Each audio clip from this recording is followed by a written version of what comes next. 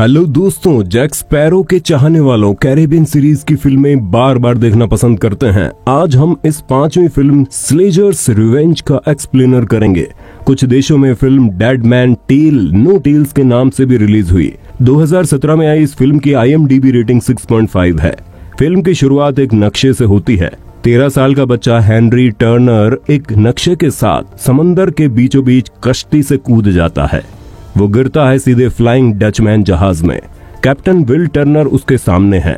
ये बच्चा टर्नर और एलिजाबेथ का पिता है। अगर आप विल टर्नर और एलिजाबेथ से वाकिफ नहीं है तो आपको पायरेट्स ऑफ कैरेबियन के पहले तीनों पार्ट देखने चाहिए। मैं उनके वीडियो के लिंक अपने डिस्क्रिप्शन में दे दूंगा। बच्चा कहता है वो चमत्कारी त्रिशूल के जरिए पिता टर्नर को शराब से मुक्त कराएगा। इसके लिए वो जैक स्पैरो की मदद लेगा। विल टर्नर उसे आगाह करता है जैक स्पैरो से बचकर रहना। बच्चा बड़ा होता है, ब्रिटिश जहाज पर काम करता है।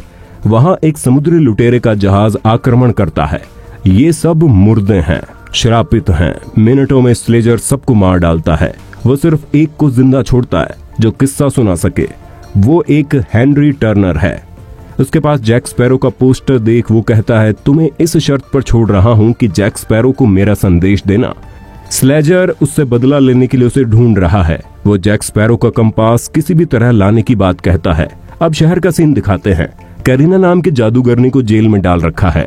उसके पास अपने पिता की एक डायरी है जो समंदर के तिलिस्मी त्रिशूल का नक्शा है। जैक, करीना और हेनरी की मुलाकात तकरीबन 15 मिनट के कॉमेडी सीन्स के बाद होती है। जैक और करीना को फांसी हो रही होती है और हेनरी इन्हें आजाद कराता है। ये सब एक नाव में तिलिस्मी त्रिशूल को ढूंढने रवाना होते हैं। वहीं इससे पहले बारबोसा भी अपीयर होता है। कैप्टन बारबोसा हर फिल्म का अहम हिस्सा रहे हैं, बस सेकंड पार्ट में गेस्ट अपीयरेंस थे। बारबोसा को किसी तरह से जैक का कंपास मिल जाता है। वो मुर्दा स्लेजर के आतंक से बच नहीं पाएगा। ये जानते हुए खुद उसकी गुलामी स्वीकार कर लेता है। वो सौदा करता है कि जैक को स्लेजर के हवाले करेगा। दरअसल जैक से स्लेजर की दुश्मनी है।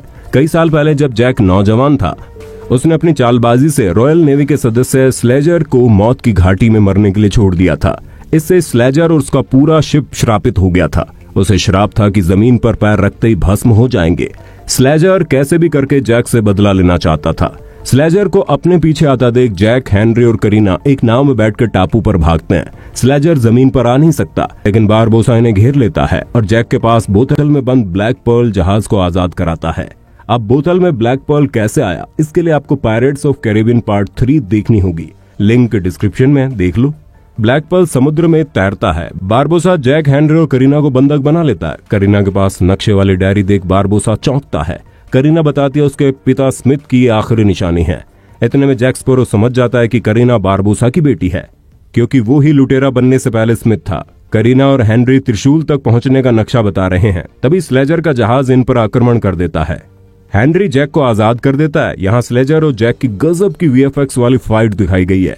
करीना तारों की मदद से तिलिस्मी टापू खोज लेती है। एक हीरा चमक नहीं रहा होता। वो तो डायरी में जड़ा हीरा जैसे ही उसमें जोड़ती है, टापू पर रोशनी होने लगती है। डायरी की भविष्यवाणी के मुताबिक समुद्र में विभाजन होने लगता है। जैक और करीना तिलिस्मी त्रिशूल तक पहुंच जाते हैं, लेकिन तब मुर्जा स्लेजर हेनरी के शरीर पर कब्जा कर वहां आ जाता है। दिक्कत यह है कि अब जैक या करीना उसे मारते हैं तो स्लेजर नहीं मरेगा, हेनरी मर जाएगा।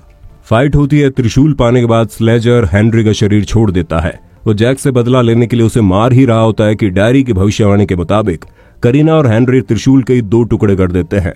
इस विभाजन से पूरा समुद्र श्राप रहित हो जाता है। स्लेजर और उसके सभी लुटेरे मुर्दा जीवन से इंसान बन जाते हैं। समुद्र वापस विभाजन खत्म कर मूल रूप ले रहा होता है। सब जल समाधि में समाने वाले होते हैं। इतने में स्मिथ ब्लैक पर्ल का लंगर लटका देता है। बारबोसा इन्हें आवाज देता है। जैक, हेनरी, करीना लंगर पर चढ़ जाते हैं। स्लेजर भी चढ़कर उन्हें गिरा रहा होता है। बेटी को बचाने के लिए बारबोसा कुर्बानी देता है। वो स्लेजर पर तलवार से हमला कर समुद्र के आगोश में समा जाता है।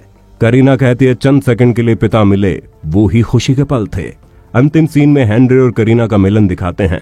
श्राप मुक्त हुए विल टर्नर और एलिजाबेथ का मिलन भी दिखाते हैं।